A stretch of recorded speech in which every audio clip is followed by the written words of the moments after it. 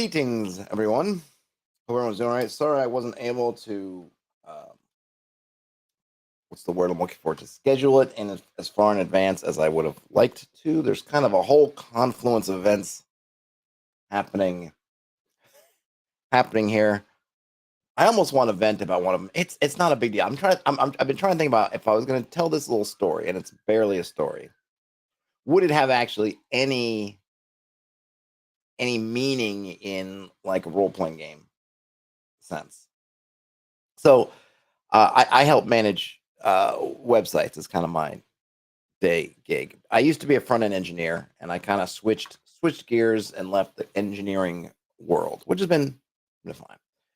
Uh, there is a vendor that I'm working with who's doing the kind of front end engineering tasks that I am familiar with because I did them for a long time, and they shipped to us a bit of code that had such a glaring fault in it, just so obvious that I went on a little mini rant today, not to the vendor directly, but to a coworker, about I couldn't understand how this got to us because in your software development, you've got engineers who might be working on a particular issue, then that goes to some kind of QA usually, then maybe back to the engineer. QA maybe signs off, and then maybe you send it over to the client. We're the client. So for this to get all the way through, only struck me as it could just be lazy. I can't really think of any other way because the fault, it's so obvious. It's not one that's hard to fix.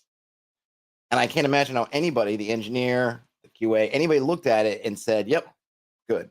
Unless they were just counting on the fact, and I don't even know why they wouldn't want to do this, that we wouldn't notice it. And the thing is, it's one of the things that me having the background I do is able to spot it in about 2 seconds. But somebody else might not have. They might not have understood what they were looking at, and so they might have let it slip. And why would you do that? Would you come back and fix it later? Like, what would even be the reason? I don't know.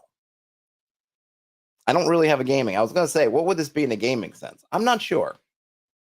But it ate up a bunch of my game today. I guess the only thing that would come close is when we have somebody who's a player or a GM that just does something and they're just not putting the kind of effort in that maybe everyone else is putting in. Hey, Tucker Todd, welcome. Hashtag Team Todd. Just not putting in the effort that someone else is or that other folks are in a very obvious way. And I think we've all had maybe players like that, GMs like that. And look, I'm not trying to say that, you need to some kind of, whatever effort's appropriate. There's a certain point where everyone's doing something at a certain level, and then there's somebody kind of hanging back and just not meeting the expectation I think you have. I don't know what to do with that information. I don't know what I would do about it. I suppose it's if you're a GM and you have a player that's behaving in that way, you maybe have a talk with them. Hopefully you had some kind of table expectations so they know that, hey, this might be the way you want to play, but this is kind of not how we're playing, so this is not going to work. If you're the player and it's a GM that's not doing that, that's a little bit stickier because you don't have a ton of leverage unless you're just going to say, I'm just going to up and leave because it's gotten to a point where that lack of effort makes the game not worthwhile to play in. I don't know. But anyway, just thought I would share that story that took up way too much of my time, really. And it's funny because I'm not in a position to fix the issue for myself, even though I could. I can't. I don't have access to the things that I would otherwise. But it was just funny. Hey, here's on Homebrew.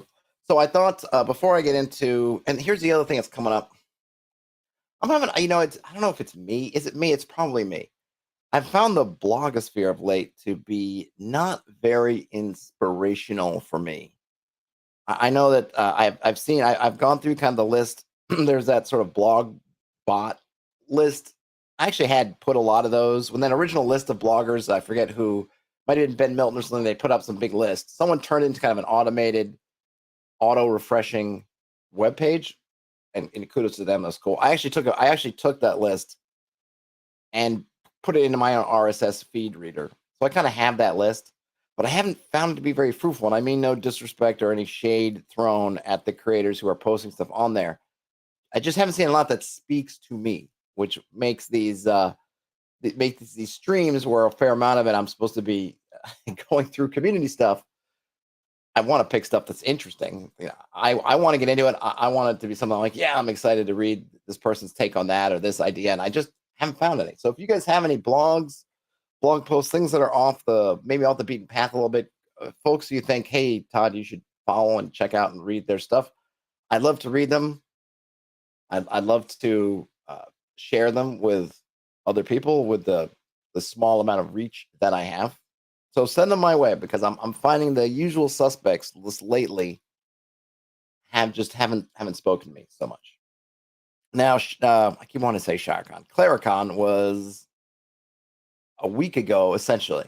Yeah, a week ago. Yeah, tonight, right? It was a really fun time. Father Aaron did a heck of a job, and was super kind to me because I kind of showed up. I was the unwanted guest. I was Daniel's plus one. So Daniel got invited to this, and he'd been talking about it for a while. Maybe since ShireCon, we talked about it off and on, and he didn't know whether he was going to go. And he was thinking, well, I think I'm going to go. And then, but he was going to be going by himself. And so he asked me a couple times, like, well, do you want to come? Hey, if you want to come, you can come with me. And I was also going, I don't know, it's kind of far, and I don't know the timing and everything. But at the end of it, I think I talked to my family, and they're in, and yeah, go for it. So I got back to Daniel and said, all right, I'm in. But when I said I'm in, I didn't really fully understand the parameters. So Daniel's like, great, now you just got to get a train out to my house. Okay. And, I want to leave early, so which means I got to get there early. So, here's the earliest train is a 6 o'clock train in the morning. Yes. Hey, the Dave. But, obviously made the train. It's not a huge deal, but, it's just one of those things. It's a day. So Friday morning, I'm up at 4:15. I pretty much got up as late as I could. And knowing that I had to leave my house by about 4:45 I just wanted to make sure I could get my first train, which is the subway, from my house to Times Square or Grand Central Station, which is not far from Times Square. It's essentially about 45 minutes, but especially that early in the morning, and just in general, you can't ever be too sure. And any kind of problem, puts you on the clock. So I wanted to leave at probably 4:45 in the morning at the latest. And if you followed the vlogs, I'm not going to just recap everything. Made it to the train, made it to the other train, got on there. Daniel was waiting, and we hopped into his car and drove the, I want to say 7.5, 8 hours. Very pretty. I think something that you may not realize, if you've only visited New York through the city, you may not really understand that New York State as a whole is very rural. It's very much not New York City spread out over the size of New York. In fact, outside of New York City, there are no other really large cities. I don't know how big Buffalo is, which probably would be number 2, maybe Albany or Syracuse 3 or 4. They're not, but even then they get magnitudes smaller than New York. And then once you get outside of those, it's beautiful farmland, forests, rolling hills, the Hudson wending its way through, that sort of thing. So, and the other thing is, by taking the train out of New York, it avoided the city. It avoided, for me anyway, driving through the traffic of New York City, which can mean half the battle. Dave says, you mean it isn't actually Mega City 1? No, it is not, in fact, Mega City 1. So the drive out is very pretty and very beautiful. And it's a nice drive, not a lot of traffic. And so it was a good time. And of course, Daniel and I are just chatting away in the car, which is fine. And I didn't record any of it. It's always, I got to figure out a way to do it so that hopefully if we had another one of these trips and we were able to do that, we could do it in a way that it wouldn't cause everything to get kind of stilted. We kind of joked about it on the way back, like, oh, we could record, but we already talked about everything we want to talk about. So we've been talking all this time and thought, yeah, we'll turn the recorder on and we'll both go silent. Also a little bit noisy in the car. I think a lot of the post-processing could probably eliminate that. It's just something I have to try. But that would be the other thing, if I recorded a bunch of audio and got it home and found it was unusable. But I could probably plan for that better. But when you're starting off at 6 or 7 in the morning and you've already been up since 5 o'clock in the morning, mind is not necessarily fixated on how to do that. But it was a very pleasant drive, and we got through to Ontario, and signed in, and then there was a dinner that Father Aaron had planned. I guess I'm not sure who was invited, but I wasn't even technically an attendee. So I said, hey, Daniel, do you want to reach out to Father Aaron and see? And I was like, and I said, hey, if it's dinner for kind of special guests and VIP type folks, like I'm fine to. I would, and I would really have been fine. Like at staying at the hotel, we're on kind of strip malls. There's plenty of things for me to grab some to eat, and I probably just could have crashed and gone to sleep and been pretty darn happy about that. But of course, Father Aaron's very generous. He told Daniel, no, of course he can come. So I came and got to meet everybody, and Father Aaron gave me a badge, and it was great. And they're super welcoming, and everyone was very nice. They fed us. Father Aaron ran a game that night, and I would have played in it if I just had any energy. But I think the one thing with traveling the kind of distance is, at least I found for me anyway, that man, energy wise, get especially towards kind of afternoon or evening, and I'm starting to falter a bit. I think the key takeaways from Clericon, everyone was super nice. I don't have anything. I mean, I don't have anything negative to say about anyone here, but I really, I don't want to make it seem like I'm just saying just because everyone was nice. I mean, literally everyone was super nice. Dave says, if I ever make it to the Pacific Northwest for a game con, to let him in, I will, Dave. I mean, I'd like to go to PAX, whatever, PAX West out there, or PAX Prime. I know that's where they're located. Maybe someday. Are there any other game cons in the Pacific Northwest? But yeah, I'd love to be able to be in a spot where I can go to a bunch of these things. And I want to run, and I do want to run some games. I have not yet run a game at a con, and that's kind of on my list. There's a small chance I might do something at PAX Unplugged. So if you're going to PAX Unplugged, I will be there. I might do something. It might be very last minute if I do. So let me know if you're attending, and maybe we can set something up. Anybody out there. I think what this kind of showed me, so ShireCon's a very small con. This is, in terms of attendees and whatever, smaller, but similar in terms of the setup, the kind of similar in terms of ShireCon maybe had double the number of tables this one did, but it really shows to me that if you really want to do something like this, you can. Now, Father Aaron obviously has a YouTube channel, so he has reach, and so he can send out bat signals up there and get to other folks, reach out to other creators. Like he reached out to Daniel, he reached out to Tale of the Manticore, and there's somebody else who I'm forgetting who came, and I think there were even a couple other creators who showed up. And then obviously, I don't know if Daniel and Aaron had communicated back and forth. They followed each other's channels or whatnot. But, obviously there's kind of a networking aspect that he had that you might not have. But other than that, you can do it. Now, he had some advantages because he held the con at his church, and there is basically an outbuilding of the church that was pretty much perfect for it. It had kind of a kitchen which is where they served some foods, and he had some stuff that you could buy, just like little some of it was drinks. They had little pizzas you could get, which is good because you're in this kind of small town. You don't want to necessarily drive 15-20 minutes away to get food, so you can just get something, and it's a way to kind of generate a little more revenue for the con, to support the con. But he had 4 tables running games. He did have someone came, I forget whom. I think you can check, and I sent this in my show notes, or I'm sorry, I sent it on the community tab earlier today. I linked over to Father Aaron's, his kind of wrap up where he gets more people's names and things who I wasn't aware of. But there was some used stuff for sale, and I'll show in a minute the stuff that I bought. There was another vendor, I think, from a local gaming store who popped over and set up kind of a little mini bit. There was I think I'm assuming local board game company.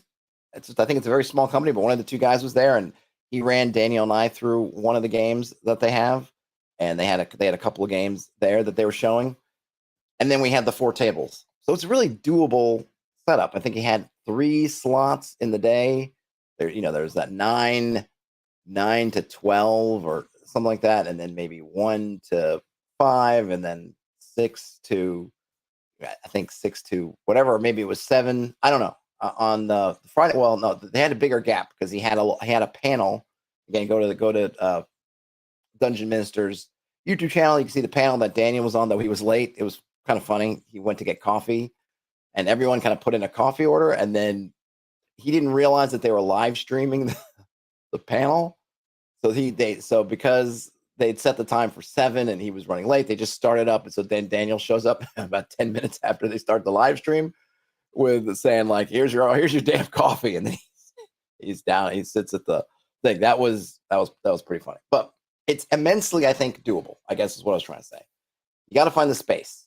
And the Dungeon Minister, I think, lucky being affiliated with a church, they had the space. And it was a very good space for gaming. It gets a little bit loud in there, but I haven't been to a ton of cons, but I feel like I haven't seen a con yet where they able to master room noise. They just get loud. Even when I was at PAX East or PAX Unplugged, you end up being oftentimes in these kind of ballroom or meeting rooms, side rooms, and they're noisy. Even I think at PAX East, where they would put these sort of booths, they kind of erect these temporary little rooms in the main convention hall, and convention hall in Boston has these massive ceilings. It's quite nice, lets in that natural light, but it's loud. So it's going to be loud. And I think if you look at if a space and say, man, it's going to be loud, it's loud anyway. Maybe some other con like Gary Con or Gamehole Con or North Texas RPG Con have rooms that it just doesn't get loud when you have a couple of tables in there playing games, or everyone gets their own room or something like that. I don't know, but it's loud and it's fine. It's fine. You deal with it. If you're into OSR type gaming, that's going to be a good kind of con for you. Father Aaron's game was Beck Me. The game I played was Beck Me.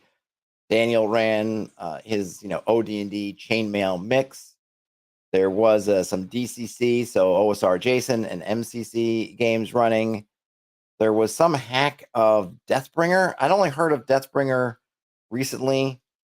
I forget whose thing that is, but there's kind of Deathbringer dice. I know very little about it, but someone who's running a hack of that system. But it's very much OSR focused. So if you're in kind of OSR games, you're going to have it there. Now, the one thing, it skews old. And this has been not a problem. This has been something I'd like to try to solve at some point. And I don't know how. Would be how to get some younger folks in there. Now, the Dungeon Minister's kids played and ran some stuff, and they were a lot of fun. But they were there because he was there, right? And there was no, I think, other than those kids, I don't think there was anybody there. I mean, the gosh, I want to say the average age had to have been like 55, 60. I mean, it was just 55 maybe is a good number. The Dave says Deathbringer is Professor Dungeon Master. Okay, yes, you're right. Hey, Sylvia, yes, Professor Dungeon Master. Right. So it wasn't hit. I didn't play in that game. I played in one of the Beck Me games. It was the module, the Veil Society. And that was a lot of fun. I played in Daniel's game, and that was it. And then I think in between there, I kind of took a break. So I just played in those 2 games. So I only saw, because if you look at that short that I put, where I went and looked at the Wall of Heroes, which is where people were on the wall, where the people were taping their their heroes that didn't make it into that lost their fictional lives in the line of duty. The character sheets says Deathbringer, large. It's it's impossible to miss. They're not. He had kind of Deathbringer character sheets, so it was very distinctive. Couldn't miss the fact that they were Deathbringer. Ian says it's 35 younger folk. I mean, 35 would. I mean, there were a few younger. I mean, it wasn't like all old folks, but it was. It skews old, and ShireCon is the same. It just skews old, and I don't know why that is. I mean, I can see some. I'm sure I can come up with some of the why. Right? What kind of games are we playing? Where are they advertising, reaching out for people? Who are the people involved? I know it's not. It really isn't that hard to figure out where some of this lies, but it would be nice to get younger folk. And I've mentioned before, when I was at PAX East and I'm playing with people who are printing out. They were printing out some kind of a table, the role playing game that was a DM-less role playing game off of Itch. Seems super niche, and I'm like, oh, these guys, they're on Itch. They got to know what's up, and they've all of them but me had heard of this game. And I say, hey, you know about the OSR? And it's no, we do not. Even the folks who came to play last year when I was sent in and played on a Mork Borg game. The only guy who I think knew anything about the OSR was the older guy who was running the Mork Borg game. Everyone else is younger, but they didn't know anything about it. So I don't know if it's a fact of maybe trying to highlight particular games at a con, and instead of using OSR as mainly your selling point. I mean, not that I don't even know that Dungeon Mister was using OSR as a selling point, or even that ShireCon was, but I'm not sure. I'm not sure. And look, it's not a bad thing. I'm no longer a young chicken, so I'm guilty for almost as guilty as for riding up the average age as anybody else. But it would be nice. I like I said, I don't know what it is. Definitely when you go to places like PAX Unplugged and the PAXs, they certainly skew much younger audiences. So there's that. But everyone's super nice. Games, super nice. Like I said, I think it's something if you're in the area. Oh yeah, here's the other thing. So it took Daniel and I probably about 8 hours. Let's just say 8 hours to make the drive from outside of New York to basically Ontario, outside of Toronto, and I'm forgetting the name of the town, which is a beautiful town. Well, the village there is beautiful, beautiful little town.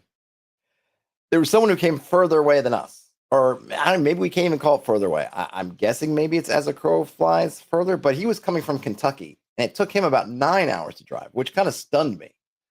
I just assumed it had to have been taking him a bunch longer time than us. We're New York. We're border. We border there. Of course, we're on one extreme, and we're going basically cutting diagonally across the entire state of New York to get there. But he came from Kentucky. So I would say that if you're looking at a con like this and you're in that part of the country, it may not be as undoable as you think. If you're okay with like an 8-9 hour drive, you may be all right. You may actually be able to make it. And I would encourage you to try, because the one thing too, like ShireCon's like this too. And and this con is they're really small, and there's a big proportion. So when you look at the total number, if you were to take the total number of people who came to Clericon and then look at the percentage of them who are creators that you may watch, such as myself, or more likely Daniel, or some of the other guys, it's a pretty high percentage. You look around and look in the room and they're like, okay, there's maybe 20 people playing, and there's like 8 of us who are on, the Dungeon Minister and Tales of the Manicore and Bandit's Keep and Hex Press, and I keep spacing on the other one. The other guy, Mages, I think it's Mages Musings. I think it was the other one. So sorry, I keep coming up. I know it's Musings, and I keep mixing up what the first M is. Like that's like a quarter of the attendee, people in there at any time are kind of creator type. So if you enjoy a lot of these folks, then there's a chance that, I'm just hanging around doing, whatever, that you can kind of meet people if you want to. If you want to just kind of like, meet, chat, maybe have a chance to sit in the game, and of course, play some great games. So it was really good. It was really a good experience. I think, talking to Daniel, we both really liked it a lot. I think the only things that I would say, and I was thinking at some point maybe I would reach out to Father Aaron about, is that they're just probably could just do more on the kind of sort of like social marketing, kind of social media type stuff, or I could have helped out more if I'd known, like the live streaming of the panel. Like I think we could have kind of done that up a little bit, and I would have been happy to help if I'd kind of known about it. I mean, again, I wasn't privy to the inner workings, and Daniel said this kind of the same thing. He's like, hey, I'd known, I could have brought camera, you could have brought audio stuff, because basically the Dungeon Minister just set up his phone and set up from there, and it seemed to be doing, people seem to be really enjoying it when on the stream, and then afterwards on YouTube. But we could have just done a little bit more and gotten some more stuff out, just kind of things like that. But I get it, because when it's your first time doing something like this, you just get such tunnel vision. You're so spread out that all this other stuff just kind of falls away. And when I asked him at the kind of the end of it, early Saturday night, because we had to leave Sunday, we didn't get to partake in any Sunday action, how he felt like it had gone, and he was like, it's better beyond my expectations. And yeah, and it was a great job, and I would be happy to go back. I know Daniel said the same. He'd be happy to go back, and that's kind of what you want out of a con. Hopefully other folks have been already posting their thoughts and their things about it. I was posting those vlogs, so there's lots of those, but that's less about the con, other than that a wrap up with Daniel that we did on Saturday morning. And I meant to do another one, but the one thing is we finished Saturday, and Daniel's second game was late, and his ran late. So Daniel's finishing up his game. It's 12:30, and we were thinking we got to get up and drive. Or we have to get up. He has to drive back, so we're getting up early. And I was just zonked. The idea of then setting up to record something in the night wasn't going to happen. And then the next day, we're trying to hit the road and drive, so it wasn't happening. So even though that one video I said, "Hey, we'll touch base again" or something like that, well, didn't happen. But I had the best of intentions. Hey, Major's Music says, certainly Aaron was figuring things out and will surely refine things for number 2 next year. It will be great to see the event grow. Absolutely. Yeah, I think there's a lot of stuff. And I think, and I'll reach out to him directly, say this, I hope he will reach out to folks. And I will certainly, if to the extent that I can, reach out to him and say, hey, I'm happy to help with some of the things that I can. I'm not an audio video expert, but I literally had some stuff I could have helped just to set things up. Like I had a small shotgun mic essentially that we could have set up. I had camera, like we could have, set things up, or I could have moderated the chat because there was nobody really watching the chat if there are people streaming. There's just stuff like that, or just getting the word out and scheduling it. And so those of us who are other creators can get on the social media megaphones and just let the signal up. But those are all like very small things. It's really just, hey, just get a little bit more what's the word I'm looking for? Get a little bit more bang for your buck, basically. Yes, Mage's Musings. I was mentioning you because I keep forgetting what the M in your Mage's Musings is. I'm like, magicians, no. And then I'm confusing with like the Dungeon Minister. I got all my M's mixed up. But yeah, I was mentioning that you were one of the featured guests along with Tales of the Manticore and Daniel from Bandit's Keep. Mage's Music says that mention of having the talk in a separate room would have been good. Yeah, so what happened was, and I don't think Mage's Music says that having a separate room, but the problem with a separate room is I think it would have I don't think it was bad. So let me put it that way. So what happened was on the Saturday he had a panel, so that's nice. So you're coming to this really tiny con, but he's got a couple of vendors. He's got somebody there demoing board games, which is really cool. He's got games running and a panel. I mean, it really checks all the boxes, right? Oh, what if you're thinking like, how does Pinocchio become a real boy? Con edition. He's got all the boxes checked. Everything that you might say, well, if you're a real con, you'll have vendors, check. You'll have this, check. Hey, you'll have refreshments for sale, check. Now, the panel was in between the afternoon and the evening games on Saturday, so some kind of break. And they did a few things. They did. I unfortunately I missed it because I went out to eat, but I really wanted to see it. A few of us went out to this local pub, which was delicious, and I think I posted a picture of my hamburger and the side of poutine that I hadn't had poutine in ages, so that was really a treat. But one of the Dungeon Minister's kids, I guess, is adept at eating onions, so there's this thing like an onion eating contest, and I know that I wanted to see it. I think Daniel wanted to see it. A couple other people who were out to dinner with wanted to see it. We just didn't make it back in time, but we could smell the aftermath of the onion eating contest. Yes, Major's Music made the copper kettle. Yes, shout out to the copper kettle. That was a delicious meal, super nice and really close too. So I think we just walked there. Yeah, it was really close. And so we came back. We missed the onion eating contest. People were kind of milling around. There was like about between the end of the onion eating contest and I think the start of the panel was maybe half an hour, 45 minutes, and in just sort of meandering. That's when Daniel got his idea that he needed a coffee because Daniel likes to power up. This is something going on a road trip, and now is Daniel will sort of periodically need some caffeine power ups. And so he asked me, hey, do you want to go to Tim Hortons, which I heard that up there in the northern realms they'll call like Timmy Ho's, or so I think so. If you're really from up north, you call them like Tim Tams. And here's the almost says, did the panelists eat onions for doing the panel? No, I think one other person might have taken on the onion challenge. No, that would have been T-Hose. Yeah, that's another one. So But then what happened was somebody else came in. So Danny and I were going to go get coffee. He's like, yeah, I'll go with you. I'll get a coffee. And then another guy came out. He's like, hey, I've got a whole coffee order. I said, and I'm already getting tired. I'm saying, like, you know what? You guys go, because you've got the keys, because the other guy had, because Daniel's car is small. So, like, you guys go.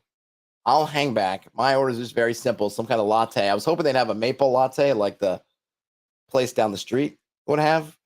They didn't. It was all right. It was like, I think Daniel ended up getting like a caramel latte, which was okay. The other guy had like 4 or 5 drink orders. I'm like, I don't, you guys go. And then that apparently took forever. And that's when Mage's Musings and the Tales from the Manticore and the Dungeon Minister are talking. And about 10 minutes after they started the stream, in wanders Daniel holding, one of those holders with like, 2 or 3 to-go things of coffee. Okay, Grumpy Old Slan, who I guess I hadn't heard of him. But he is starting a channel, I think, and again, go to the Dungeon Minister's wrap up, which I linked to in the community tab. You could, I think he said that he's starting his own channel. So okay, all right, because he did mention that he took on the challenge and didn't make it. So, but to the point of having another room, I feel like if he had it in another room, it would just have split things up too much, because you have 4 tables. You're talking, who knows how many people were saying, but if people were interested in the panel, then they couldn't play at the table and watch the panel. So they would have just split up. So maybe you would have had tables going, but they would have not been filled. And I thought the panel was very good. So I would have enjoyed watching it. And then the panel wasn't that long. It was maybe only a half an hour, 45 minutes. Someone could tell me if it was, you can go check at the running time. Maybe it's a little bit longer, but then you come back, and then I suppose you could just come back to the games you're playing, but then you've missed a bunch of it. And maybe that, it's a weird kind of thing. So I think having that break, maybe it was a little bit long. They maybe could have cut it a little bit shorter, but I like the idea that we had a chance to go out and eat dinner. We would not have been able to go to the Copper Kettle and really just kind of relax if we thought like we got to be back in 30 minutes for the panel. So I felt like it actually worked pretty well. Now, as the thing grows, you'll get to a part where you'll have enough people who are interested in different things. Some people go to the panel, some people go to the games. Maybe you time the games starting a little bit differently, but I feel like these time slots are pretty good.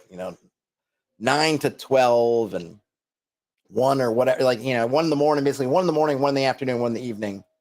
I think is a good mix. And then having the panel on one night, just pump back the evening game by, I think Mage's Music says about an hour. And then you just do that. And if you're not interested, and the thing is, what I like about it is, hey, if you're not interested in the panel, then that gives you a chance to take a longer dinner, go take a walk.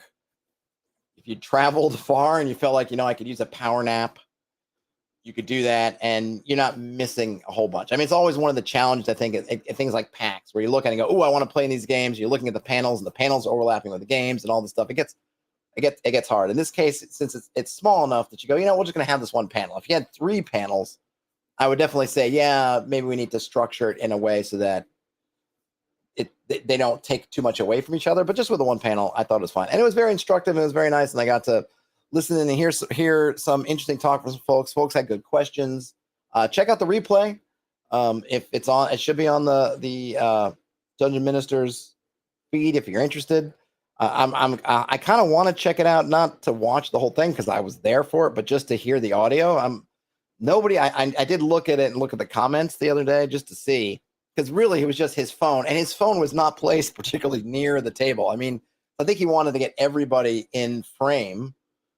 So he had set it pretty far back. So if that picked up, and I don't know what model phone, I'm pretty sure it was an iPhone of some variety. I don't know what model it was, but man, if I was expecting people to have some comments like I couldn't hear it or, whatever noise. And it seemed like there were none of those. So kudos to the iPhone or whatever software he used to clean it up and amplify it afterwards that he got. Or I guess it was live stream. So I don't even know what you could not really much to clean up. So that was good. I'm trying to think if there's anything else at Clericon of note. I mean, everyone was nice. Everyone was just running good games, that I think they felt strongly about. The guy who ran the game, he did send me his house rules. I did mention this, so I got the house rules, but I need to clean them up because they're a little bit scattered, and some of it's Excel, some of it's Word. So I'm going to clean it up, and then I'll make it available. There's also one of the documents I actually took a screenshot of, wasn't in that bundle he sent me. So I don't know if that was just for the con. I have the printout. I could probably just type it up again myself for that aspect of it. And I feel like it's kind of a boring report because there's no drama, no weirdness. Everyone's just running and enjoying games. I mean, Daniel did contribute to the Wall of Heroes. He might have won in terms of most contributions. It was all from his first game because we didn't. None of us died in his second game, but I think he had six fatalities in the first game. Deathbringer certainly had a few. The game I played in, we didn't die. We didn't have any. There was one I took a separate picture of it. That was I need to get a hold of Tales of the Manticore John, because he had some big sheet of paper and it had all this stuff on it. I took a picture of it. I think I put it on YouTube, but I might have put it other places. And it looked really fascinating. And then Daniel said something like, "Oh yeah, he kind of runs his games a certain way." And I thought, wow, like that seems really cool. And I wish I would have just been able to watch it. I mean, I would have loved to play in it, but maybe just kind of peeked over someone's shoulder and just kind of watched. So I need to ask him about that, because that was because it was up on that Wall of Heroes, and it was, I couldn't really tell. It was all kinds of, it seemed like a map that had annotations and it was neat. Tunkin Todd says they were so excited for Father Aaron when they heard that everyone was going to be there. I hope he's going to do more Clericons. I'm sure he's going to do more. I feel pretty certain that there will be more. There will be more Clericons in the future. And just here's a swig of apple cider for the working man. I feel pretty certain he's going to do it again. And what I was going to say, kind of back in the beginning, is I feel like you can see here a game plan for if you were all interested in doing something like this yourself, how you might be able to do something like this yourself, because it doesn't take too much. Then he has the advantage of having the church, which is a big deal. Like finding that space, it's not a small thing, right? So he has that advantage. And then because he has a channel, he has a presence kind of online, he has that reach to reach out to people. So those are two things, if you were just someone who wanted to do a con, you have to overcome. But, it was very small. He had a good idea of kind of what he wanted to do. He was able to reach out and connect with some folks to just kind of make some things happen. I think he just did a lot of stuff, kind of, sweat, put his blood, sweat, and tears into it. And he's able to make it happen. And, kudos to him, because just being able to get it done and put up a really, I think it was a very smooth event. There was no weirdness about it. There was nothing missing. There was nothing, there weren't any problems. I mean, there probably were behind the scenes, but it certainly weren't evident to me there was any problems at all with everything getting done. And that's a really big achievement, And then you never know who might show up if you create a con. Maybe I will show there if I can, somewhere within 8 hours of driving. I too will come to your con. So I think that's about it for ShireCon. If I have any other thoughts, I will come up. Hopefully that was intriguing. I'm going to switch to my other camera. I can zoom out so my face isn't. There we go. Pages Music says, like I told Daniel, a bandit is never late. He arrives precisely when he means to steal the show. Yep, indeed. Indeed. Okay, so I have been mentioning how I've had kind of not been finding a bunch. Ian says, ToddCon 2024. It has crossed my mind, Ian. Honestly, I've been, it has come up in conversations. I think the, New York City is an odd, because on the one hand, you think about it, it's like, wow, New York City, it's, you're a transportation hub, it's a tourist destination, but it's expensive. And so places are expensive. So I don't know if I could do one here, or if I did one here, would folks be able to make the road trip? Would folks be able to, due to pricing and everything else, be able to get here? Or would it be more something that it was just local folks would show up. And then I don't know, because there are, not that there's a ton of gaming stores here, but there's a few that have tables and do nightly or weekly games. I don't know if it was just a con for kind of local folks, if it would really make a dent. And I don't think most of the people who are, I mean, you guys, you're all over the world. I don't even know how many folks who I interact with on the channel are from around here. I mean, I have no way of knowing, but it doesn't. I don't get a whole lot of like New York whoop whoop kind of posts. So, I'm not sure. I mean, there are creators here. Daniel's around here. I know there are other folks I've run into online that seem to be bumping around New York City. So there's that element here. But other than Daniel, I don't have great relationships with any of them. So it would be kind of, and they don't necessarily play the kind of games that I'm necessarily interested in. Not that that's a big deal, but I think maybe the uniting thing about a con, I don't know. I have to think about it, but it has crossed my mind. Ages Musings. I am in New York City. I am literally, well, from the Canada's perspective, I'm in Brooklyn, so I have to go basically cross the city to get out of the city. If I'm going anywhere but Long Island, pretty much I have to go all the way through the city to get out. So that city traffic adds about another hour-ish onto anything to get out of Dodge. Basically, from my house to just getting outside of, and not even totally necessarily outside New York City, but just outside kind of the major part of the city, it's about an hour. And it's not because it's all that far, it's just because of traffic. But it is something I've thought about. I will continue to think about.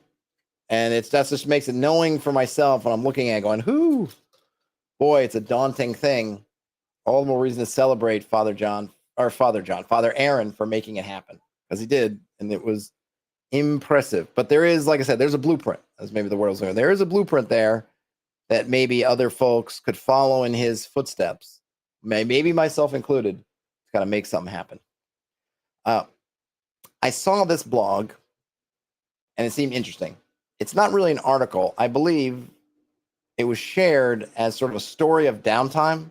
And I always love these kinds of stories. I love campaign diaries. I love thinking about, I love looking at, like, what does this diary say about the game, or the interesting things that folks do.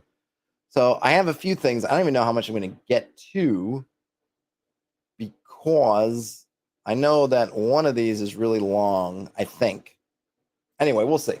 So this is from the Reavers WTC.bearblog.dev. Am I reading that correctly?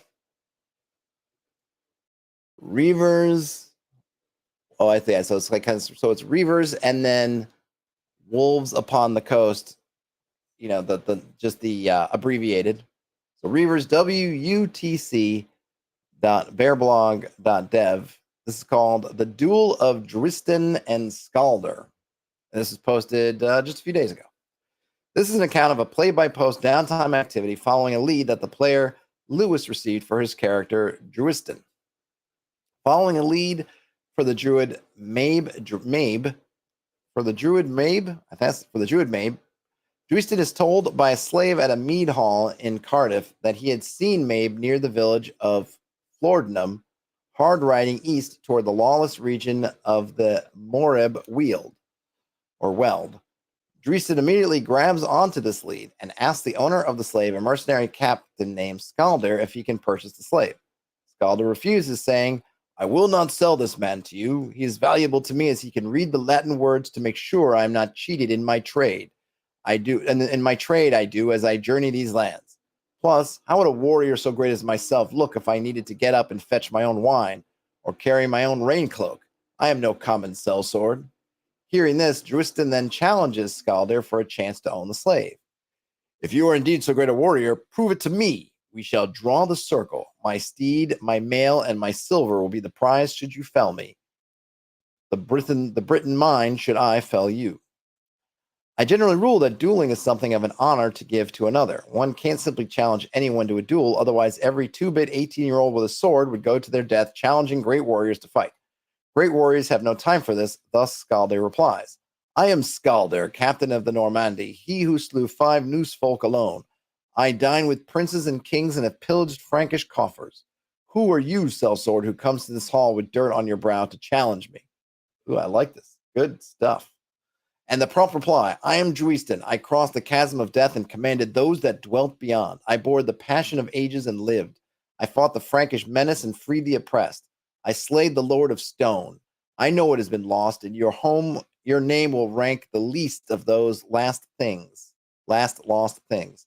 Let all here present bear witness to the fate of one who holds themselves above others, who dares claim ownership of their fellows. Such wrongs shall one day be righted as they are today. This leads to our first boast of the duel done by Druiston against a self-professed great warrior who claims several boasts. I'll slay Skaldir and win his thrall's freedom. Skaldir, though, is a fine man, and in this foreign court there is none that has witnessed Druiston's professed deeds. Thus he's able to reject the challenge. Thus it falls to Aemary, the Thane of Druiston, who was freed from press gangs in the city of Remus to say in broken Brythonic to the crowded mead hall, it is true, Druiston is a man and warrior who breaks chains. Upon me was laid chains to row a ship in Remus when this hero saw me, and showing all a king's army his hairy arse, he challenged them to keep me. He saved me and broke those chains on you are nothing compared to Charlemagne's son. Druiston Chainbreaker did all he claims and more, and I would second him and put my freedom on the line. You are lucky he gives you the time of day, let alone a chance to cross blades, captain of a fishing boat. Bam! At this, with a man having vouched for Druiston and insulting him, we get our second boast with the acceptance of the duel, this time from the Captain Skaldir. I will place the brand of ownership on that Frank's head myself. Thus, the challenge was laid, and the group was moved to a fighting arena circle, a circle of white sand surrounded by a dozen drinking tables and a royal pavilion to view it from, with the Prince Ynir called into attendance to watch the duel. I'm rife with anticipation. This is the accounting of the duel itself. The only major deviation from rules I used for duels between two PC stated statted characters is that initiative was on a 1d6. The lighter armored character wins initiative on a 3+ roll. Skaldir wears heavy armor, full-length mail, and wields a shield and a longsword. Druiston is there in medium mail with his battle axe. He slew the cockatrice with. As combat starts, Skaldir with unexpected quickness bolts forward with a cry, his longsword rapidly snaking forward before it gets snapped on Druiston's mail before driving through, drawing heavy bleeding. Before he pulls back, Druiston swings his axe at the captain's head, but it is ungainly swinging against the captain's sword pressed into his chest. The captain seems sure he will get another rapid strike off, but the ferocity of the ungainly swing is enough to leave him unable to parry the blow. Druiston has a +9 to hit being on his 6th boast. Now versus the captain's 5th, he is essentially immune to being parried with his bonus. Undaunted by the blood, Druiston rapidly turns the axe and swings down, chopping into the captain's shoulder, spraying blood up and over the crowd. The captain tries to swing defensively as he breaks the grapple, but misses the powerful Druiston, blood dripping from both their weapons into the white sand of this dueling circle. The two warriors step into a swing at each other, both seeking to bring this fight to a rapid end. Both connect, but blood once more sprays. The fighters gain space with Druiston slumping against a nearby table, and Skaldir standing back grabs a wound in his side. His armor rent in multiple spots, but his legs still strong. As Skaldir steps forward, intent on ending Druiston, he is shocked by a sudden flash of movement as Druiston flings a pitcher from the table and smotes him in the head, a spray of ale and porcelain flying through his head, the sound of ringing from his metal helm, leaving him stumbling for a second. Seizing on the stumbling Skaldir, Druiston lurches to his feet, his blood running down his legs, and grip and swings. A thud sounds as weight falls into the sand, and a roar grips the crowd as the head of Skaldir falls. A spurt of red-red blood runs through the air as Skaldir's knees buckle and he falls dead. Whew, boy, could use a little punctuational help, but very well written. Chants of Chainbreaker ring throughout the gathered nobles and warriors as Druiston's name will be known throughout Urgring. Is that how you pronounce it? Urgring for one of the greatest duels seen in recent times. The victorious Druiston lays on the ground next to his slain foe and falls asleep as Connor and Aemary rush to his aid, his and Skaldir's blood commingling in the white sand. Druiston is victorious, a winner left on a single hit point, who needed a max roll of 6 in order to end Skaldir before he got another blow-off.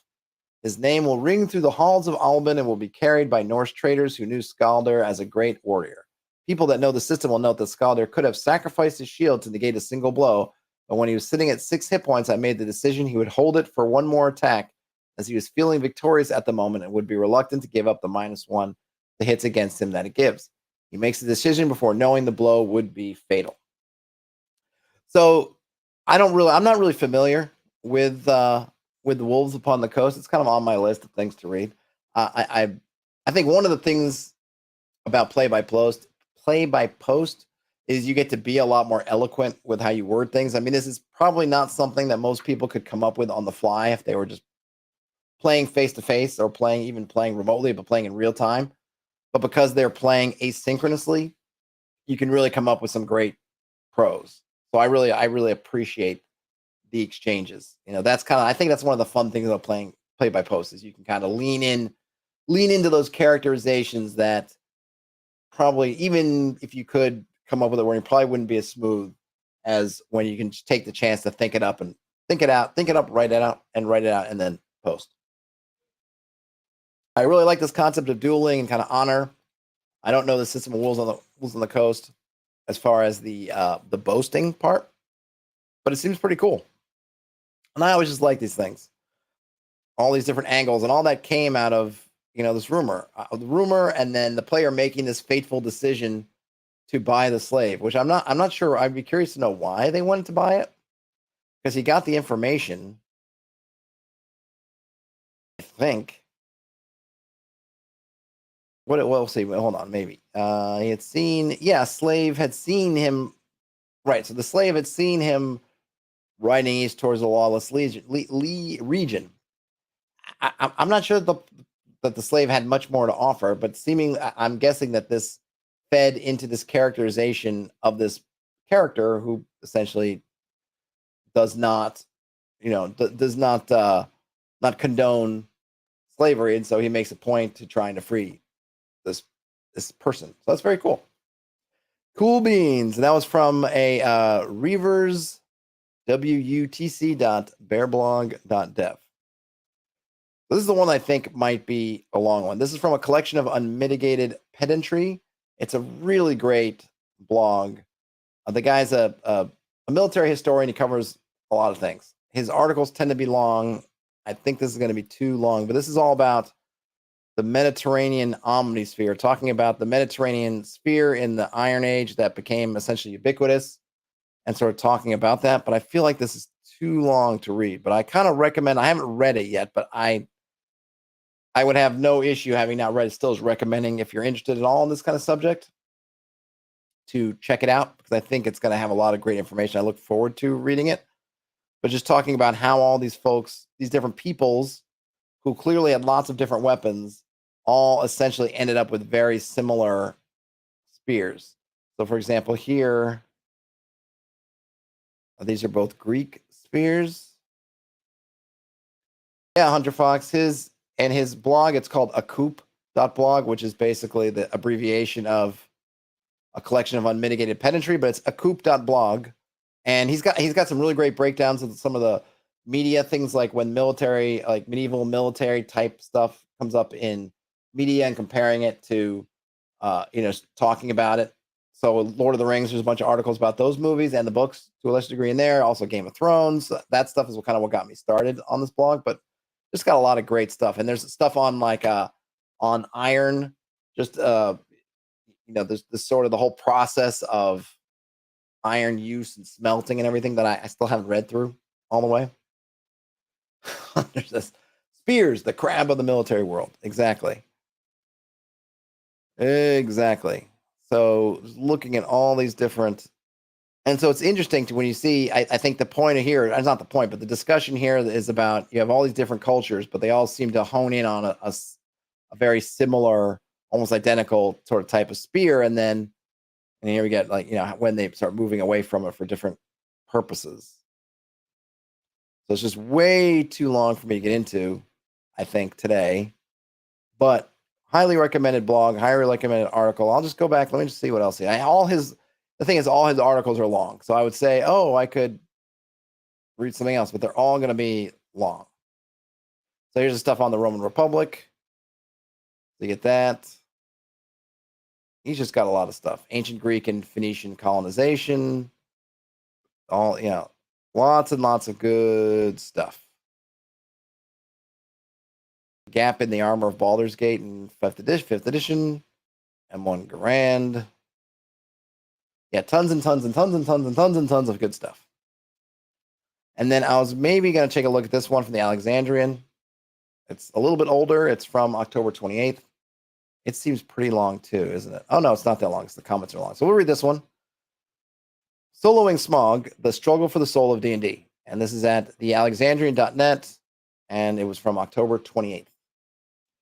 Deep in its DNA, Dungeons & Dragons has a fundamental mismatch between the expectations of its players and the design of the game that goes back to its very earliest days. Let me just take a swig of watered down, what is this? Watered down apple cider for the working man. If you look all the way back to Arneson's Blackmoor campaign, the original tabletop role-playing game on the world from which D&D was born, the game was designed with a structure of 0 to hero to king. PCs went into the dungeon beneath Castle Blackmoor. Those who survived earned money and power with which they would raise armies and eventually fight vast wars for the fate of the empire, before being retired as the next best thing to legendary demigods. But those earliest players talk about how Greg Svensson was really smart because he never allowed his character to level up high enough to get retired. Fast forward a quarter century to D&D 3rd edition, and you'll find the E6 variant, which kept leveling at 6th level but allowed PCs to continue gaining new abilities through feats, resonating with a goodly portion of the fan base, and probably would have resonated with even more if they'd known about it. Through D&D's history, we see the same pattern again and again and again.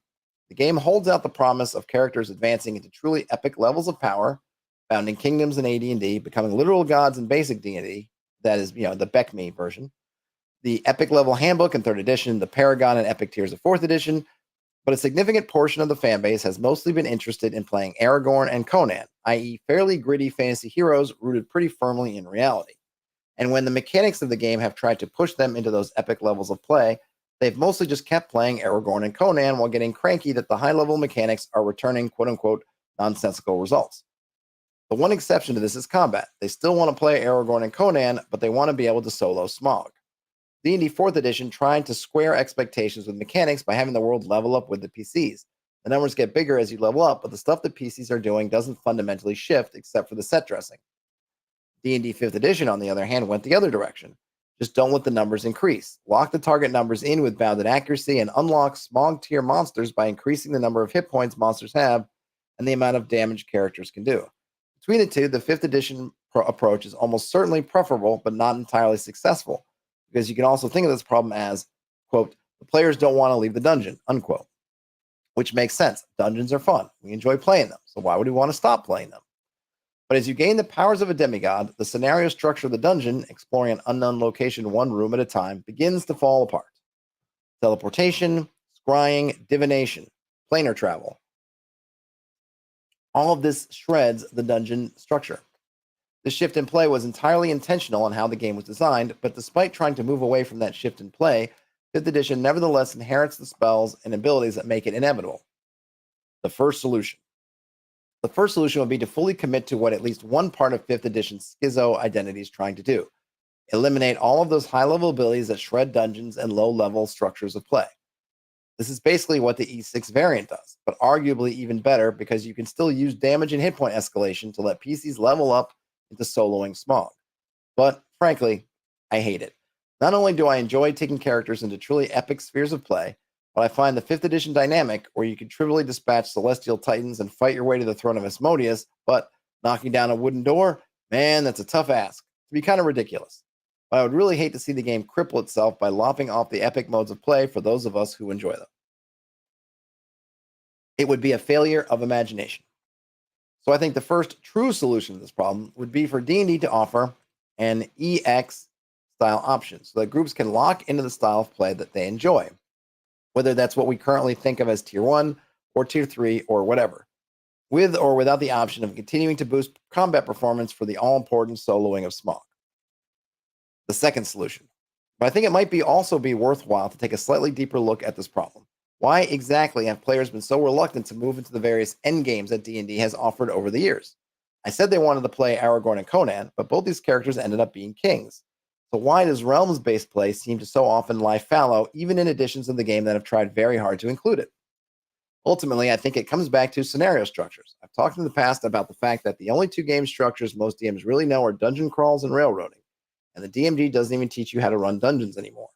We've already discussed how high-level D&D abilities shred dungeons, but they also shred railroads. It becomes increasingly difficult for a DM to force their players to do stuff as the power level and options available to the PCs proliferate. If the only scenario structure the rulebooks teach is railroading, the game will fall apart at the point where PCs become powerful enough that it's difficult or impossible for the DM to constrain their choices. In addition, dungeons kind of become irrelevant to kings and gods. In order to go on a dungeon crawl, a king and or god would really need to take a break from being a king or god to go on the adventure. So if the only adventures you're running are dungeon adventures, being a king or god ends up just being a decorative element in the campaign, a distraction from what the game is actually about. This spills over into official support products. If you don't have a scenario structure for running a realms-based campaign, then you can't publish adventures that will slot into that structure. So DMs end up with a nigh infinite supply of books filled with dungeons, but nothing for would-be kings. All right, just need another drink here. It also spills over into mechanical design. High-level D&D characters get plied with abilities and spells all aimed to support the robust combat scene structure at the heart of the game. But it's been more than 2 decades since there was an official edition of D&D that hard-coded realm-based play into character advancement.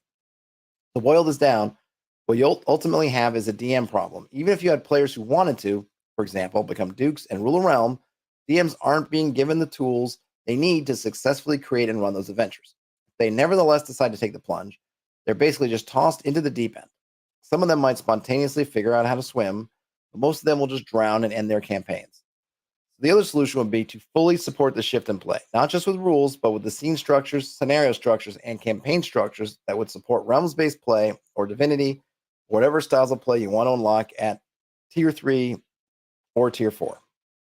I mean, I think these are lots of good points. Obviously, he's addressing more, modern D&D, but it's not, as he mentions at the very front, it's not a new problem. And I can even say, for example, in Daniel's campaign, one character has been at their max level for a while now, and she's kind of on a hiatus, but doesn't seem to be interested in doing domain type stuff. And then another character, I think, just made it, is now currently sitting at max level, and it doesn't seem like they're particularly interested necessarily in domain play. So even with all the things, maybe you say, well, at OD&D you have all these things, maybe not super robust, but at least those options are there and fairly well known in terms of the game.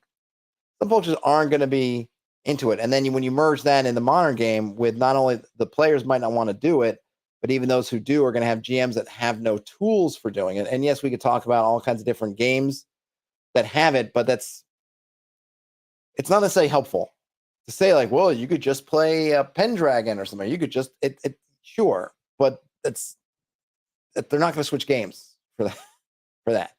I mean, maybe there are some tools. I know MCDM came out with their castles and strongholds, which I still need to read, supplement, something like that. But yeah, more like that and probably more baked in. And I know now in the play test, I think I heard that there's some kind of bastion system that maybe they're taking a stab at that. So it'll be interesting to see what they come up with it. But I think like the Alexandrian notes, you need to have more than that.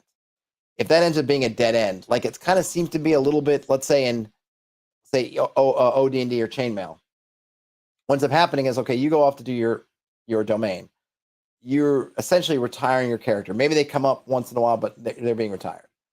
Now you have to start with a low-level character. And I don't know if Daniel starts their characters all level 1, if there's something bump. I don't know. Now you'll catch up faster, but you're also sort of mismatched in terms of level with everybody else. And then you've gone for this character who's powerful, and maybe you're enjoying playing with a powerful character. It's nice having all that. So then now you're playing this other character, and now you're kind of catch-up mode, and nobody else is kind of interested in it. So it feels like you just kind of put your guy in a drawer for no reason, right? And unless the game, everybody in some ways is going to have this as part of the mode of play.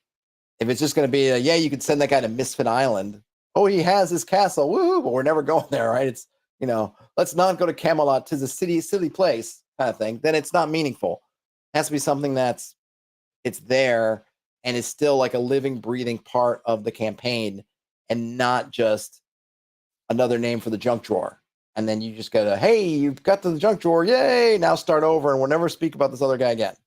Maybe once in a blue moon they'll send you a letter. It's like, okay, so it's an interesting problem with, an interesting thing about, well, what do we want to do with that? Is it important, right? And ultimately, yeah, it's a GM issue, it's a table issue. If these things are important to you, you got to kind of work it out the table. And then, are there the tools available? You could argue that there kind of aren't, because while you'll have all kinds of stuff for these 66 things to happen to your castle, that's kind of not it, right? It's how do you have adventures? How do you have campaigns that can really merge these things together? And you find examples. It's not like it can't be done, but I wouldn't say there's a whole bunch of material to help support someone who wants to do that. It ends up being like, use these rules for strongholds and do this thing, but those don't really get into how you keep them in the adventure. Yeah, if everyone's going into the dungeon, how do you keep the guy who's retiring to the manor involved? Or make it so, why would he want to when he can kind of be the big man and play with his strong character? Why? What's the reason why he'd want to go do it? Yeah, some characters going to want to have a kingdom because it's kind of part of their own player goal. But for a lot of folks, it's not going to be sufficient. Anyhow, that was a good piece. A good piece. And that brings us to the end of the stream. Welcome to the end of the stream. I hope you enjoyed the thoughts. Well, there's a lot of comments on this blog, but I'm not going to be able to read them. Let me know what you think about all this stuff. Thanks again to Father Aaron for just really embracing my presence when I was a force unlooked for on the fields of Clericon. And thanks everybody for hanging out with me. Send me your blog posts, send me your stuff, send me your tired, send me all that, stuff, because I am struggling mightily at times to find stuff out here. So help me out. Other than that, folks, have a great rest of your day, night, whenever you end up watching or listening to this. Game on. Oh, and check out, I dropped a video earlier, so check that out. Let me know what you think about that, just as an aside, if you're still here. Other than that, finally, game on, and I'll talk to you later. Bye now.